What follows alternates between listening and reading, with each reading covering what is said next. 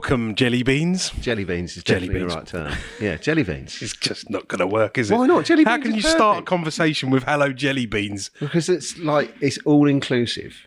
We are all inclusive. Yeah, I know, but I like jelly beans. We're more all inclusive than first choice, mate, so leave it off. Anyway, welcome to the To Be Social podcast with me, Sam, and my friend Ciarán. Hello. This podcast is sponsored by Sontronics microphones. Yeah, they are really, really good microphones. We should go over to our sponsor and... Oh, no. You just have a gap. No, that's me. It is you, because you're, No, but it's you're you too. technically... Yeah. We're all part of the I same thought you team. meant as in like the third-party sponsor, the one that was in the space in between that you pointed at. Like they were going to be video edited. Oh, well, we afterwards. could get Mike to bring that Yeah, through, yeah. couldn't we, through the middle. Yeah. And then we could have the weather over here. Yeah, like green screen it. Yeah. Yeah. But we haven't got green screen. It's going to be raining in Norfolk. It's just not because going to it work, has been mate. for 4 months. Just not going to work. Anyway, we have digressed almost immediately into our own world of craziness. Welcome. What we're going to do is have a very, very, very good conversation every week for eternity about... Eternity. We're going to try and plug the air gap in the audio industry. Plug the air gap. Yeah. Explain it. So, this is a broadcast, air, Yeah. and we're trying to come up with the solutions to the myths, the acronyms, the weird words, the path through the business. We're going to help young people. We're going to do all sorts of stuff. We're going to talk to lots of wonderful guests. We're going to have fun. The whole point of this is to be social. So me and you, we're going to have a laugh, and we're going to hopefully bring in some other people to have a laugh with us, whilst having a very serious message. I'll get my business voice out. Business voice. Yeah. And yeah, that's the idea of being here today. So, Ciarán, Yeah. we're going to move swiftly on. Swiftly. No, swifter than that. What we're going to do is we're going to have a conversation about you. Oh no. Yeah. And the idea is that you're going to tell us all about you and how you ended up here right now. By total accident. Total accent. Total accident and saying yes. Say it from your point of view, because I've got my opinion on this. Do you mean specifically here? Yeah, well, not today, but Or like originally in in the industry? in or- general, part of the 2B family. Yeah. Ooh, we use the word family. I don't like using the word family. That's wrong. Part of the 2B company. I met Group of brands. you in Barcelona airport after ISE when I'd had a very, very long week. It's one of the longest weeks I've ever worked in my life. Why was it the longest week? Because there's 168 hours in a week, and I worked 157 and a half of them in that week. And when I met you in the airport, I don't think I'd even been to sleep. And you were basically my unpaid carer because I couldn't even work out where baggage drop was. Well, I had a very romantic view of that day. Unfortunately, being your carer wasn't part of that romantic view. But anyway, we met, didn't we? We did. In the queue, the check-in queue for Ryanair's flight back to Stansted. Executive travel. Of course, only the best. And, there was a moment where our eyes crossed, didn't they? We had a left eye to right eye moment, and it was magical. It was magical. I believe so. Yeah, because In a great way. I was trying to work out where to go, and I was trying to work out why none of the signs in this airport in Barcelona were written in English, without realising that on the other side of the sign where you were standing, they were written in English, so I could see where the bag drop was. Well, I've got terrible eyesight, so I saw neither. That's good, isn't it? Yeah, but you knew where the bag drop was. But then we started talking about everything other than work. I think you were like... you jumped about 10 steps forward. Well, what, after bag drop?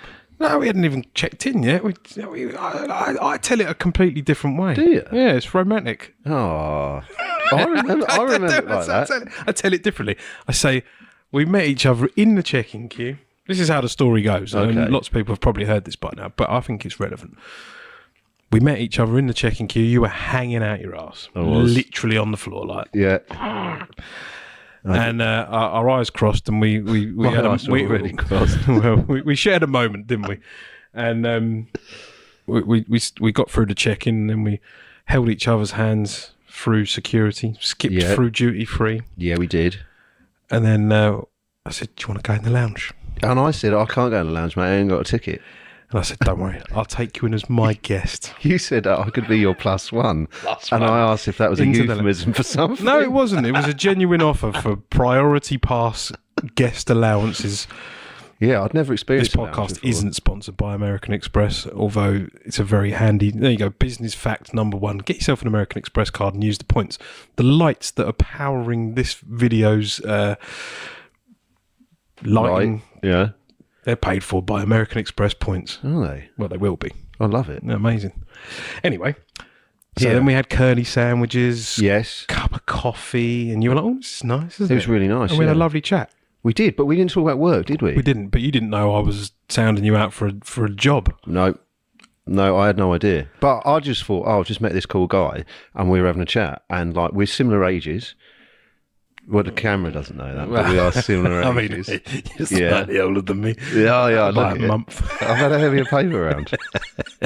I thought he was a Milton. That's the family hope. Anyway, moving swiftly on, and yeah, we had a nice conversation. We talked about music. We talked about the AV industry as a whole. We had a good generalised conversation all about all sorts of different things, and I had a job advertised. So I had an ulterior motive. You didn't know about this. No, I didn't. It was good. I went to ISE that year on the hunt for a new salesperson to represent us in the corporate integrated market, and I failed dismally to meet anybody who fitted that criteria.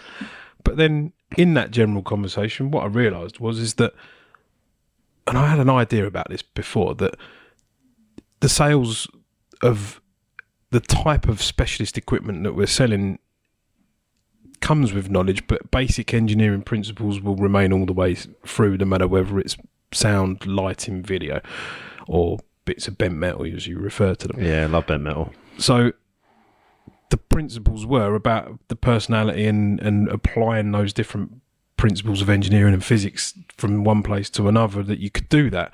And actually you had the contacts, the reputation and general interest in the industry overall to be able to take on a completely new subject. And well, you're here and it's nearly a year on, so it must have worked. Bad. Yeah, I think it has. Well, it will do. Yeah. Yeah, no, it's getting there. We're in a different place because there are certain conversations and activities that are taking place that we were never actively involved in, and our presence in certain areas of the AV and integrated markets, workplace environments, just weren't happening in quite the same way. So we identified that we needed to fill the air gap by having someone with a strong character and presence to represent us right bang there in the middle of it. And I think that's what I started to get out of that original conversation. But it got weirder than that, though, because we got on the plane. Get weirder. We were in the same row. Same row on the plane. I know. I was in the middle because I was giving the wonderful Matt North a lift back to Norwich, part of LTSMG group, because of the train strikes. And I very politely said to him, I need to shut my eyes because I'm absolutely booped. And he laughed. And you were tapping away on an iPad and looked over and giggled. And I couldn't sleep because I was too tired to sleep. And we had a random conversation. And I remember getting back through Stansted. We'd swapped numbers during the holding hand parts before the passport control. And then when I got into my truck, you were opposite. Same How weird is that? row of the car park. It There doesn't make any sense. It was three times one day. Fateful. Yeah, very fateful. In any other situation, we would never have noticed each other. No. Strange. Yeah, it was really, really weird. Profound effect, anyway. Yeah. Here we are. I know. It was mad. Part of the furniture now. Yeah, it's good fun. Yeah. It is good fun. There we go. So that's Ciarán in a nutshell. Yeah. Well, that's not Ciarán in a nutshell. That's Ciarán here right now and the journey into to be, and now he's being social as well as to be heard, which is Soon better. yeah, it's a result really overall. Yeah, but that was just saying yes to meeting a person in a normal everyday situation and not being worried about what does this person want, what is this person thinking, do I need to present myself in a way? That was just like, no, this is me, this is what I got, taking you at face value and going, this geezer seems cool, and we're having a giggle about stuff. And in that first conversation we had, considering that we'd never ever met ever, and then we were talking about, we covered depression, we covered therapy, we covered loads of stuff, didn't we? Yeah, it was a deep and meaningful conversation. don't know. It's what you do in an airport lounge, isn't it? Well, yeah. So I'm told. No, I know, but what I mean is sort of like if you were looking like that earlier point about how do you get into an industry or how do you end up doing something different if you don't have the qualifications, you don't have the knows, you don't know who is doing that. You never, I suppose the basic thing, you never know who you're chatting to. You never know who the person that you're having a conversation on the train is. I had a wonderful train journey once from Cambridge up to Edinburgh to do a charity bike ride, the Ciarán Mount, which was hilariously painful. But I sat next to I don't know what his correct job title would be, but basically the overarching bod from Amnesty International. So I just sat next to this geezer on the train. I didn't know who he was, and I started gasbagging with him after about 20 minutes. And we were locked in conversation for the 5-hour train journey. And that conversation has changed who I am as a person. I had a complete massive paradigm shift during that conversation of one of those holy light bulb moments. Wow, this man is amazing, and look at what's going on, because he completely rocked my world with a different idea. I never knew that before. It was just appreciating that the guy on the train... What was the idea? I can't remember what it was now. Oh, profound. No, but it was profound. Because it changed, like we've all got... You know, like when you look at prejudices and things like that, you have this inbuilt in your brain because it's a control and a safety mechanism. But it's only when you get someone else's complete polar opposite opinion or a set of experiences and they go, but have you thought about it from this angle?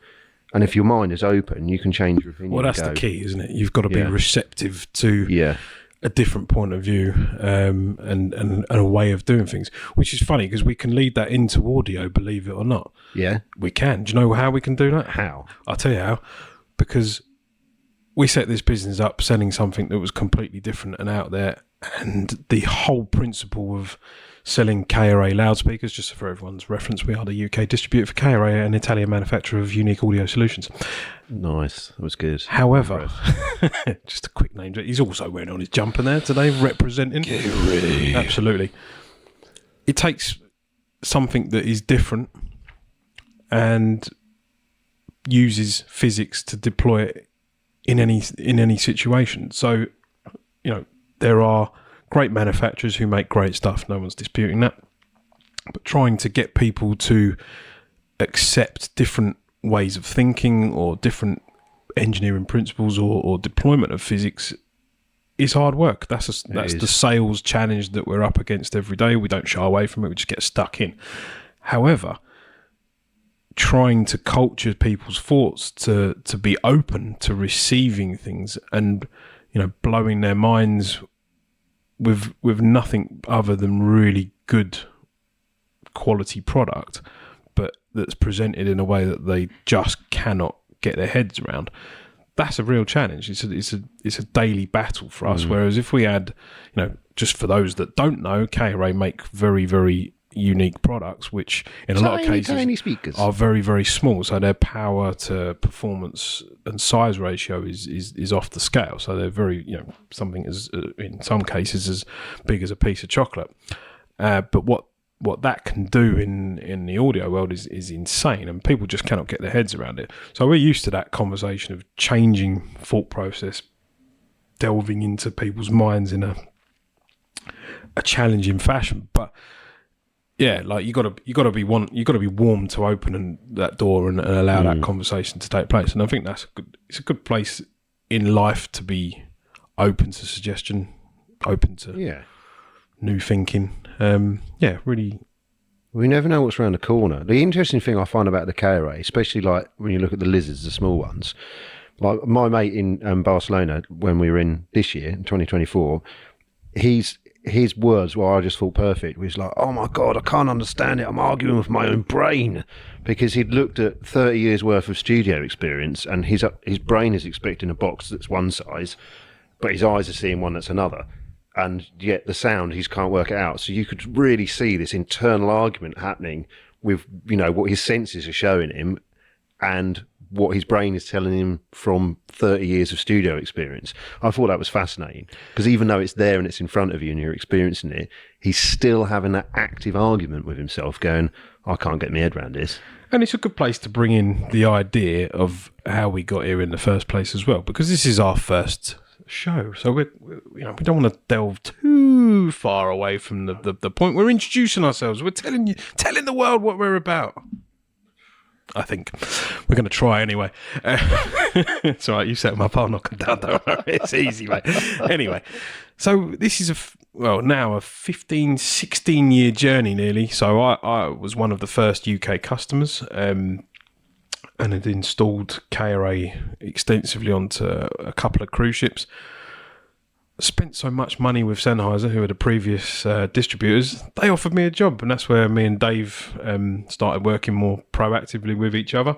And roll on a couple of years from there, we actually took on distribution as To Be Heard. We started a business in August 2015, and here we are nearly 9 years on with multiple different businesses under the To Be banner, which is, it's been a real journey. It's crazy to think that was nearly a decade ago.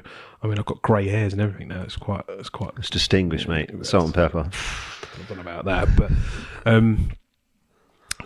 that's just a mad evolution of being involved in something so far at the beginning. I think there's a lot to be said about that. Like being in with concepts and ideas very, very early on, and actually seeing the potential. And again, you've got to have an open mind to this discussion, and wow, that's different. I can really use that. And it takes people with a little bit of thought process, leadership, tenacity. I don't know what's the right word, but the idea is that you're opening your mind and you can see things, and then you can put that together as a concept. And I think people were very scared of taking risks as well. Yeah. Someone says, "Do you want to start a company?" Yeah, okay. Yeah, but I think that's good though. The fact that you're open to it. I think a lot of movers and shakers are less risk averse. Like we spoke about. We met on a plane. When I handed my notice in, the previous company I worked for, they were like, "Are you taking the piss? You met a geezer at an airport and you're going to leave this multinational conglomerate company, which is very secure, and go work for a geezer you met on a plane." I was like, "Yeah, 100%. And they were like, "Why are you doing that?" I was like, "You seem like a sound geezer." And they were like, that's your decision-making process?" I was like, "Yeah, 100%. I met him, we had a really good chat, I like him. I'm binning this off, I'm going to go and do that." And they're like, "But you don't even know how to do it." I was like, "So, I'm going to learn." And that's like, a lot of people said that was stupid. I'm really lucky that I have a very supporting wife that's understanding of my idiosyncrasies and can go. Well, she would have been if it had. Well, she has been because it's gone well. It's fine. Even if it had gone bad, she'd have gone, "That's fine. You need us to do that for you." And I think that's the thing, isn't it? When you stop and do things for yourself, like, why would you go and work for any business? Okay, we're employed in the UK. Basically, we all have to follow the same rules. Mm-hmm. So working for one company or another, in theory, is exactly the same thing, because you have to abide by basic UK employment law. That's the fundamental basis of every employment contract. They're all the same. The terms and variations that appear in features, benefits, or whatever can change, yes, but then it's all about values. Because if you know that you're employed under the same base level from one business to the next, then the values of that business that resonate with you have got to be more aligned. And that's the reason that you would choose to go, "I'm going to leave a large multinational corporation that's turning over millions and millions of pounds on the global marketplace, and go and work for a small business in Bedfordshire." That you met somebody on a check-in queue at Barcelona airport, hanging out your backside. I mean, stranger things have happened, but that's quite out there. Yeah, but then I think it's the same. Like a lot of people working in. So I'm more of the world of like AV, where the A is normally silent for audio because people think of it at the end. Filling the air gap. Yeah, filling the air gap. And I was more on the visual side of it, more specifically to do with bent metal and how to keep things from falling off of ceilings and walls. But I always worked on the visual side. But for me, I'm like a musician with a very small M. I've always played in bands. I've always played around, and I never really mixed the two, like work and pleasure, but I've always goofed around on stage. So it was a perfect opportunity to go, well, I'm actually really kind of obsessed with sound anyway, and I have been for my entire life. Well, this is something where I get to do what I like doing by having meaningful human interactions and meeting people that I wouldn't normally meet on a daily basis. And I get to talk about sound, which means that you get to elevate all of these experiences from all of your interactions. So as long as you can then have fun with it, it's kind of like a no-brainer. Fun, you say? Yeah. Because it is fun. And you don't know who you're going to meet. Like, you know, I didn't think I'd be having a chat with a geezer who was, you know, working on the recording for the first Muse and Coldplay albums. But I had a chat as like actual equals. But weirdly, I'd put that geezer on a pedestal because I'm like, oh my God, you've done this, and I love those albums. So naturally, like in my mindset, he's like out of reach, but he's not. He just stood there having a wonderful conversation with me with half a Cornish pasty. Humanity wins t-shirt. Again. Yeah, exactly. It is that humanity element. That's what we refer to quite a lot, and yeah. I think it's a strong bed to work from every day because need a strong bed. Yeah, I need a strong bed. So back from lunch, feeling slightly more plump than I was about an hour ago. It's all right, isn't it? Yeah. You got a cup of tea? Yeah. Happy? Cup of tea? Sorted. Yeah. It's all good. Nice spot of lunch, yeah. Good work. Well, this is the beauty of the modern day. We can stop our recording, have a break, have a kick. I know. Carry on. Have you ever wondered, you know about how, it's a total like divergent side note, you know how they used to record like records and why things are 3 minutes long and the actual physical cutting of a record, so the musicians were of a certain calibre. Splicing. Ooh, yeah, good old days. How cool would it be to be able to go back in time and listen to a musician from like the 30s or the 40s or like Johnny Cash era, where you got one chance in a room to record it, compared to now with a musician where you can go and then put it in auto-tune, it'll come out like la la la la la. Do you see the difference between the two? It's called talent. Yeah, but they had talent obviously then.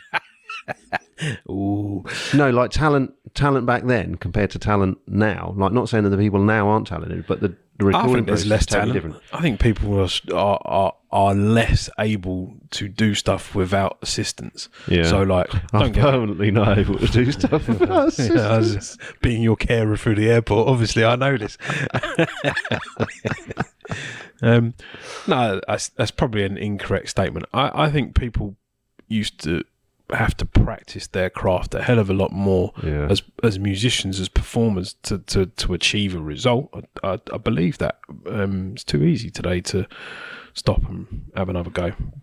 But then at the same time, I know some absolutely phenomenal musicians who could like take the house down without even trying, and it's a real tough one, actually, thinking about it. Yeah, it's not a conversation I thought I'd ever have about whether someone was more talented in a different period of time as a performer or as a musician, because they had to get it done in one go. Yeah. But then you got all the rough and ready with it as well. Time machines. Need a time machine. Talking of time machines. How long have you been in AV, in the world of AV? Good link there. That was good. That was all right, wasn't it? See, that was an air gap. Yeah. Plugged the air gap. Carry on. Sorry, yeah. I wasn't listening. That's fine. Try again. I know. How long have you been in the world of AV, and how did you get into it? Well, the age of, I am 42. This is the year 2024. Mm-hmm. Just for those who may be referencing this in a decade or so's time. It's still around. Yeah.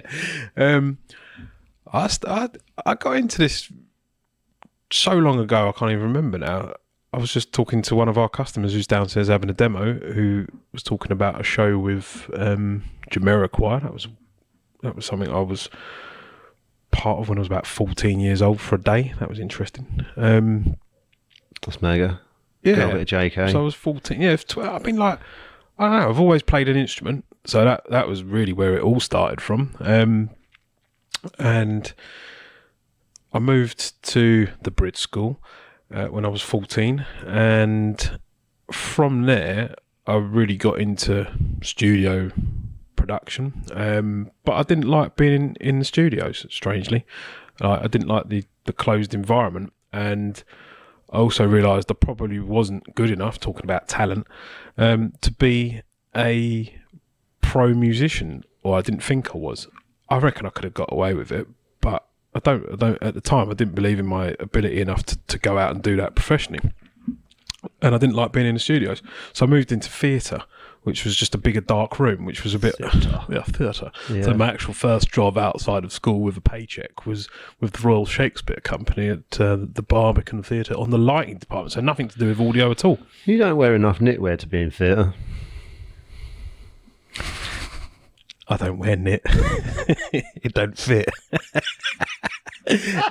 I don't like itch. Oh yeah, I don't like itch. Yeah, and wool's just not the same anymore. Wool's changed. Yeah, it's too much nylon involved. So I mean, it's bad for people like you with it's all right for me. I don't get static problems, but knitwear, theatre. But what a great opportunity. 18 years old, walked out of school and started working in one of the most world-renowned venues in the world. Was it like a proper pinch me moment though? Because I get excited about stuff. No, like I didn't that like it now. Didn't like it. Didn't like it at all. Didn't like it at all because I was only a casual, so I wasn't like a full-time employee, and it was lighting. It was lighting. I didn't like the lighting world. Lighting was boring, but I actually learned so much there. You can't knock the experience. And lighting's super important. Yeah, we're not going to have that conversation about whether lighting's more important on a production than sound, because no. But what I mean is easily been answered by audio because you're listening to it right now. Yeah, that's true. But what I mean is like it's one of those elements, like a recipe in it. It's the eggs, or maybe the flour. Putting a production together. Yeah, it's quite. I don't think you could ever recreate that feeling of buzz from performance, and those that can be part of a performance in some way or shape or form, like they're adrenaline junkies, because the feeling of stepping out on a stage, or I don't know, unmuting your mixing desk and pushing your master fader up at the start of a show of any description, like that's mad intense buzz. But that's why I stopped being on the stage and in production, because I actually lost it, because I've done so many shows by the time I was 26, 27, that actually I didn't get the same adrenaline rush from the start of the show. I was too complacent with it, so like, oh, doors are closed, okay, that's a go from front of house, oh, thank you very much, and off we go, bang, job done. You'd be like, it's like lost its magic, it's lost its appeal. And I started to realise I was good at other stuff. So I was the technical manager who used to go out and do the bar, or be on the box office, or run the front of house. And in the end, I moved more into general management than I was technical management, and that was kind of a very different journey. But then the world into AV sales, installation projects and stuff like that came after theatre, after sort of bits of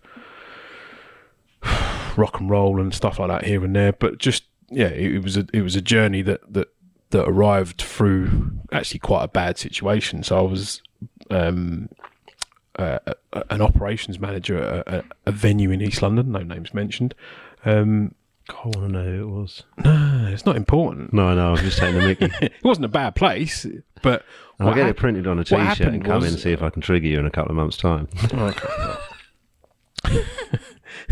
A bad East London experience. When things go wrong, they go really wrong, don't they? Yeah, they do. So, and this is, it became a regular feature. So when you're working with the public, things happen. So like you get medical emergencies or whatever. But working in those environments, we often talk about the hours that you do. I used to come in at 9 o'clock in the morning and leave at midnight, 1 o'clock, the next day, and that's hard. So I actually took a finish at like 6 or 7 one evening, and by 9:30, the team were on the phone saying you better come back. A young chap's been stabbed. It's like, oh wow, shit. That's intense. Yeah, so I went back and sort of got myself through the police cordon and all sorts of stuff. Just absolute bedlam. And there was a youth production that was being staged that night, and a young guy was in the audience. Someone had seen him. They'd messaged their mate and said he's here. And they waited for him at the front door. So he came out the theatre and got stabbed at the front door. Was he okay? I believe he lived. After obviously not being okay for being stabbed, but that's all right. But then I was thrown into a completely different situation. One, because I'm quite confident that if I'd have been there, it might not have happened. For various different reasons, which I just feel that. But then from there, I was kind of left in this bizarre, strange situation where the police pulled me into a critical gold response meeting, which was like the meeting they have with all agencies together. So like the social care were there, and the council and various other sort of people involved in a response to a what they were classing as a major incident, a potential murder. So yeah, all of a sudden I'm in this very alien environment as the representative of the theatre. It's like, wow, this is not really what I signed up for. And then I was kind of left hanging by the board. I had a board that I was part of a senior management team that we worked with this board to as a trust to try and promote arts and stuff in a particular part of London. And Nice dodge. yeah, it was me who was dealing with news crews at 6 a.m. the following morning. I didn't leave till 2 a.m. and then I was back in by 6, and there was news crews and all sorts of weird stuff. Like, I was just left alone with it, and it didn't really make much sense to me as to why. And I had to get out of that because it wasn't a particularly supportive environment. So I moved into a more fluffy world of project management, system design and sales for installations. Done a lot of cruise ships, holiday parks, theatres, schools, churches, sort of bread and butter work in a multitude of different disciplines. So that wasn't just audio, it wasn't just lighting, it wasn't just AV, video, covered a lot of different stuff. And understanding and learning the world of installation was stark contrast. So knowing the principles of putting on a production is one thing. So you had all the theory of what things connect with each other. However, actually deploying that for longevity, I'm used to putting a show in, unload a truck, chuck it on a stage, make it look relatively tidy, but ultimately it's coming out in 12 hours. So yeah, your cable runs don't have to be super neat and tidy. Well, they do. Definitely do, for those that would pick that comment apart. but what I mean is, like, you don't have the same. It's temporary. Yeah, exactly. It's temporary. It's not on stage, and you can learn from it on a daily basis, can't you? Because your environment changes. Yeah. So, but installs, it's a trade, and it's a trade that hasn't really been fully explored as such, because there's no real qualifications.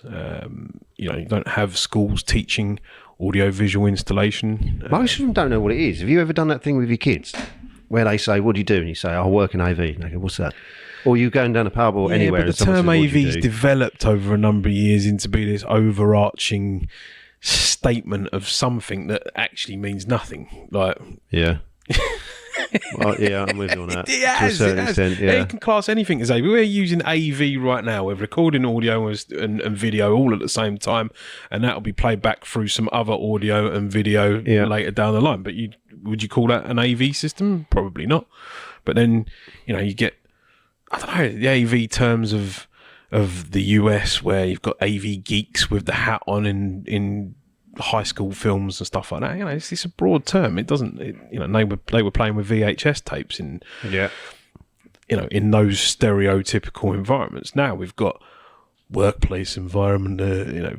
Immersive. There's a whole raft of different conversation around the same thing. Ultimately, we hear and we see and we use senses to decipher information in the brain. Yep. I'm no expert on this. No, but that's right, though. I think that's the thing. Well, what do you do then if you wanted to say to someone or someone said to you, "How do I get into AV?" Because I fell into it by total accident. A lot of the people people I class as mates within the industry, they fell into it by accident.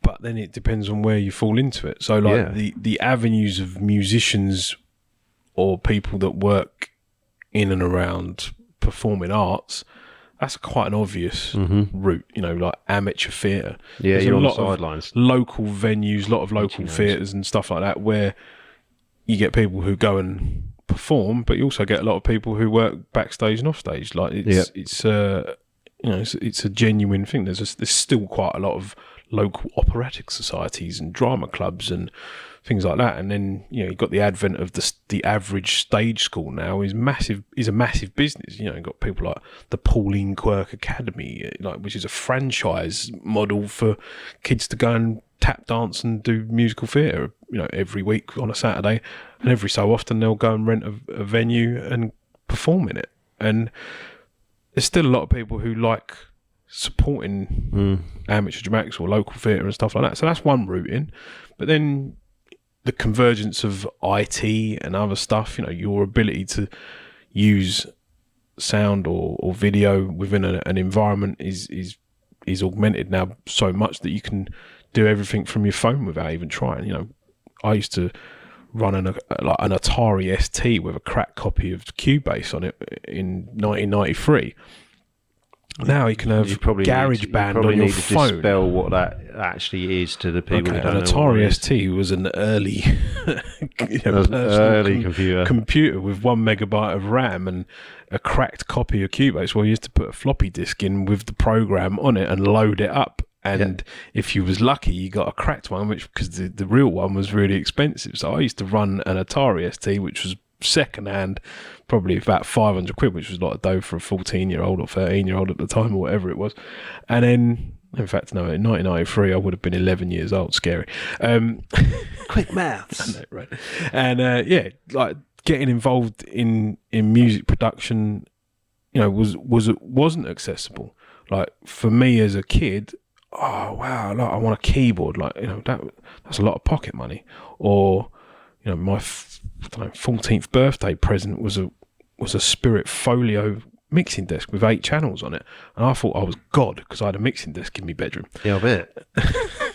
But that's what I geeked off about, not because I was any good at being an engineer, but because that's what I aspired to have in my bedroom at 14. Yeah. I didn't need posters of FHM. It was much more interesting looking at faders and auxiliary knobs. So sorry, you laughed, I laughed. This is the way it's going to be. So yeah, that journey can come like it's so varied. But now, you know, you pick up your phone, you've got GarageBand ready to go, and you can record an entire album from your mobile. Like, there's no skill required in that anymore, because even getting a cracked copy of Cubase to work some days was hard work. Yeah. So the routes in how you like get through from one place to another, there's more education available. There's more schools that are doing production, arts, music technology, stuff like that. That's all there. Obviously, computer science, IT, information technology is a bigger fundamental part of basic education now. But I think even that, there isn't, you know, installation or installed systems are still like trades, like carpentry and you know, electrics, plumbing, that people that do it well do it because they fully believe in that process and deliver a product that is extremely high quality, and they take pride in their work. And then in the same as any other industry, you get people that don't, and they'll just lash something in. I think that's also something that's happened quite a lot, where production companies who are more used to doing live events and stuff like that, they've ventured into installed systems. Like, oh yeah, we can put a system in for you, but without necessarily having the finesse of a proper installation team who, again, take pride in that final dressed appearance of a job that's going to last for 20 years. But if you're used to putting stuff in for 24 hours, your cabling is nowhere near as good as someone who's dressed a rack or, you know, run containment and things like that. If you don't know about those things, how can you do it with a particular conviction? And this is not a dig at anybody who's lashed something in ever, but like the overall journey towards, like, I don't know, a massive gig where you're installing a huge system covering multiple different disciplines, but ultimately you've got, I don't know, we've done cruise ships where you must have upwards of 50,000 terminations on different cable formats, and that's a lot of cables to terminate. Yeah, but that's where you want an expert. It's the same thing. Like, I know how to do a bit of plumbing because I worked as a plumbing, like when I was 18. But as much as I can plumb my own radiator in, I'm going to take 10 times longer than a tradesman, an actual qualified plumber who does it every day, because that's their world. That's what they choose to do with their time, and they practice it all the time. The same as on your cruise ship with 50,000 terminations. That as a journeyman element, that'd be great, because if you were showed how to do the first 10, first 5, first 50, and then that's that, by the end of that cruise ship, you'd be mustard at it because you cut your teeth on it in a proper way. Yeah, for sure. But being able to do 50,000 terminations and they all work the first time round and you never have to go back in, now there's the skill. Yep, 100%. And I've witnessed that. We were talking about these chaps yesterday. Yeah. Like, I won't mention any names, but like two of the best install engineers I've ever met, and I would recommend them wholeheartedly to go and do a job, because I know that they'll put everything into it with so much conviction that the finished product, one, works every time without question, but carries on working. You know, I've taken them to look at like jobs that are being refitted, and they're like, oh, I put that in 15 years ago, you know, but there's nothing wrong with it. The cable infrastructure still works, and it's only the kit that, you know, this is the other good thing about this conversation, where you start to, okay, we sell products, that's great. Products is always going to change, develop and augment, but the infrastructure is the key to installed systems, and getting that right, ultimately the box on the end of it doesn't really matter, because if you fail in the design and the implementation of those core basic principles, you can put as many speakers on you like on the end of a cable, but if it isn't wired properly, you're finished. And that's it. And building a rack properly, dressing that, you know, with finesse and labelling and proper, I don't know, thought process into how structured cabling actually looks and feels and works, and is, you know, how many pictures do you see of this is the before picture of a rack and this is the after? I love racks though. I used to flog Middle Atlantic, so at the start I remember thinking, man, why are these geeks, they're so obsessed with it. But then when you actually try and work on the components that are within one of the racks and in a massive AV server room, and you're like, oh, hang on a minute. If the people had just done it right the first time around, it'd be as easy as like taking this unit out, putting these cables back into something else, hit go, and off we go. But instead of it, I'm going to lose a week of my life to rewiring this and going in from top to bottom, and I need to understand everything. You've just given me an idea. What's that? We're going to run a competition. What for? It's going to be called Fiddle Factor. Fiddle Factor. Yeah. We're going to get people to send in their pictures of fiddled racks, where they started, where they got messed about with, and then what they had to do to put them right again. And that could take place. Like, we're going to do the Fiddle Factor. Fiddle Factor's all right. I like stuff like that. But better than X Factor. Yeah, agreed. I haven't watched one of them in a long time, like many, many, many, many years. I don't know if they're any good. Is it still going? X Factor? Nah, I think it's finished. Finished dead? But that'll lead us on to another guest of ours who's going to come on the show. Yeah? Yeah. We're going to Simon Cowell? No. We're going to get Simon Cowell's trousers? No. We're going to get the legendary Fred Jackson, who is the sound supervisor for Britain's Got Talent, X Factor, various other high-end awesome. Where's Fred TV productions. Fred is originally from the US. I don't actually know where, but we'll get him to answer that. Is it Kansas? Yeah, I don't think he's from Kansas. I don't know where he's from, but he's got a great story to tell. I won't allude too much to it now. Amazing. But yeah, we're going to get him on. Definitely. I like the sound of that. Yeah. Do you think he'd take part in the Fiddle Factor?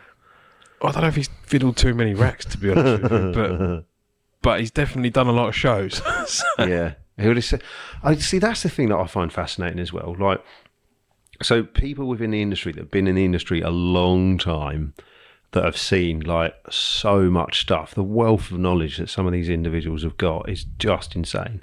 And like we said earlier, like, you never know who you're going to meet, what they've done, who they're related to, what projects they've worked on. That's the thing that I love about what I do, about chatting to people that you've never ever met before.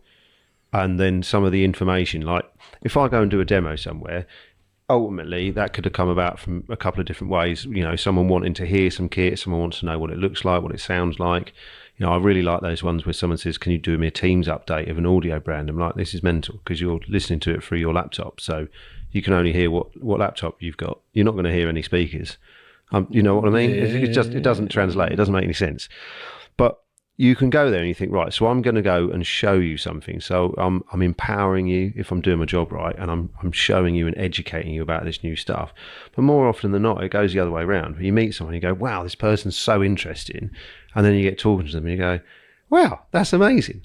That's what I love about it. You've got that. Everyone's got a story. Yeah, everyone has got a story. But there's a lot of stories in this industry, because, like you were saying earlier about the crossover between, cookie cut and bang and bust. Let's do this. There's a screen on a wall. We're in a boardroom. That's there. This is here. A bit of conference in there. Lovely. You've got all of that side of it. But then some of the individuals that have done that will be like Fred Jackson. And there's a crossover, which is like invisible. Like no one knows where it happens. But so some of the individuals you meet, they've done some incredible stuff. But it's all about the perception of incredible, isn't it? So what's interesting to you is different to me. And certainly different to other people. And like, okay, we even in this team, like, we cover a really broad section of experience and different parts of life, and bringing all that together under all the different banners. We don't just sell speakers, we make microphones, we have an artist transport division, we have a cable division. Like, there's loads and loads and loads. We're sitting in our immersive content creation studio, so we even make 3D soundscapes. Like, we've got such a varied amount of work. I mean, all those things complement each other in some way, but they all are a different discipline. Yeah. But whether or not that's interesting to anybody, I mean, let's not get started on the use of, I don't know, wave-field synthesis and object-based audio to create an immersive 3D audio environment. Like, I mean, that's that thing. Like, I was in a demo with Dave the other week, and a customer was talking about immersive. And a point that I've used now since in my own, like, I don't call them presentations, because anyone that's been in a room with me, I don't really do presentations. But so in our chats is like, what's immersive, and what's that's so much of it is subjective to the viewer, to the audience, or to to whoever, even the performer. What's immersive to you might be completely different to what's immersive to me. I like being immersive when I go to something like Glastonbury and there's 100,000 people and I'm one of them. I'm immersed in the crowd and the experience of seeing whatever's going on stage. I love. That's why I love live music. I thrive on being in that space. But for someone else, that might not be immersive, because it's not a full surround capture of what's happening. And I think that is where audio and sound becomes the most crucial part of that whole thing. So, like, the feeling, even if you have got hearing loss, sound travels in a different way to light, so you can feel that energy even if you can't actually hear it. And I mean, that's a whole different conversation. But what's the name of that most incredible lady who plays the glockenspiel? You can't hear. She plays barefoot. Evelyn. She's Glennie. So good. I saw her in London years ago, and I don't have any qualms in admitting I cried like a baby. That was one of those pivotal moments in life. I mean, so pivotal I can't remember her name. That says more about me than it does about her. But she's remarkable, absolutely insane. Watching someone who's feeling the vibrations through their feet and can't hear and is performing the most insane concert. Incredible, absolutely astounding. There's something, I don't know, it doesn't happen very often anymore, but like, there are I can reference at least 2 or 3 times in the last 15 years of selling this particular brand of loudspeakers where the experiences or the reproduction is of such a nature that you don't get it very often, but the hairs on the back of your neck go. There's not a lot that does that. No, but that's the cool stuff. I believe isn't it? the neurological term is the synapses. Is it? I think so. Well, it's making synapses. Someone can phone in and tell us. Phone-ins. You want to get Should we have a phone in? Do you want to get a big red phone in the corner? No. Sit there waiting, going on. Because you look far too like Noel Edmonds to do. Oh man, that is low. That is low. Noel Edmonds already. You talking about a big red phone in the back? That's just a bat phone. No, we I don't. was thinking bat phone. Oh, okay, sorry. But it's Hayden Noel Edmonds. It's better than Mick Hucknall. What's the other one? Oh, I mean, well, let's not go into that conversation. Otherwise, we'll be at a fairground before we know it. Oh, Did you get that? yeah, I did. Okay, good. Well, there you go. That was oh man, I remember listening to that. That would have been on a Now album when I was playing the old snares around my cousins in Ongar. Snares. Yeah. Okay, we're just showing a rage. Stop this. There's nothing. Let's appeal to a younger audience. I don't know how to do that. Well, we're going to try. I'm already uncool. Younger audience, You're like, please if you're a dad, you're epitomately you're uncool already, aren't you? Yeah, okay. So just put past it, mate. I'm over that hill. I'm happily on the other side. I'm cool. No. All right. I'll just sit over here and be uncool. It's fine. Anyway. I've always thought being cool is not trying to be cool. The people I've always looked at through life. Yeah, you thought about this way too much. No, but like when you look at someone and go, that's cool. It's just someone that is really so happy in their own skin that they don't give a monkeys about what anybody else thinks. And then you just throw out the best, like, I don't know, certain terms, like, don't give a monkeys. Don't give a monkeys. Yeah, we're trying to be PC. We're not putting the word on the end there, but like, No. yeah, let's not give them monkeys. Yeah, exactly. Theme of the podcast. Don't give a monkeys. There we go. Yeah. We'll say it now, and we'll live by our own our own intent. Yeah, I think so. Yeah. There's nothing wrong with it, is there? Sorted. Well, there we go. We've heard it here first. We don't give a monkeys. See you later. It's been all right, hasn't it? Well, we've done all right. Yeah, we got through it. We both used words. Adulted. It's good. Big words. Big words. Small words. Yeah. Great words. Linking words. Absolutely. But how can you get involved? This is the question. Like, share, subscribe, comment, join in. We're going to be making an absolute wally of ourselves every week for, well, as long as we can keep this going, to be honest with you. Best way to get your toe in the door anyway. Just say yes and have a giggle. Listen, this is all leading up to something which will be a social event. I thought you were saying it's going to be a surprise to us all. No, there's not going to be any surprises. We don't do surprises. This is all very well worked out, strategized. Strategized? Absolutely. Yeah, this is to be social. We're going to be putting together a social event at some point in the near future. Once we reach a certain number of subscribers or whatever, we'll put on a bit of a do, and yeah, it'd be great to welcome our fan base to come and share a beverage with us on a Friday evening in a pub in Norfolk, maybe. Yeah. Norfolk. No, we won't go that far. Norfolk's a long way out. It is a long way out. No one likes going there, really, do they? No. That's why no one leaves either. No. Yeah. Excellent swimmers. I thought it was flat. Anyway, hope you have a great day. See you soon. If you like this, let your friends know. Thank you very much. Bye. Cheers.